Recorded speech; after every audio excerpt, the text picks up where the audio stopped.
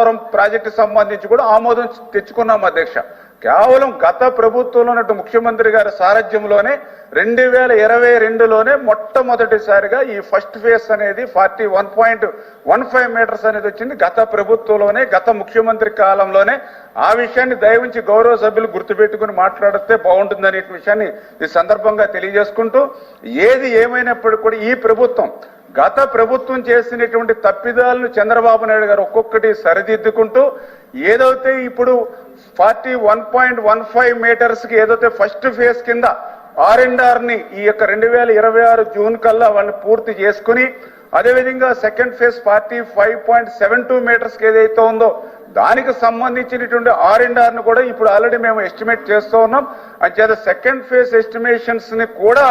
కేంద్ర ప్రభుత్వం, అంటే అక్కడ ఇక్కడ కూడా డబుల్ ఇంజిన్ సర్కార్ ఉంది కాబట్టి గత ప్రభుత్వం చేసినటువంటి తప్పిదాలను సరిదిద్ది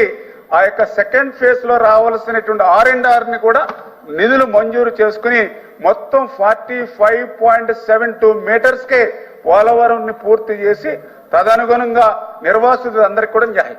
న్యాయం చేస్తామని మీ ద్వారా తెలియజేసుకుంటున్నాం అధ్యక్ష.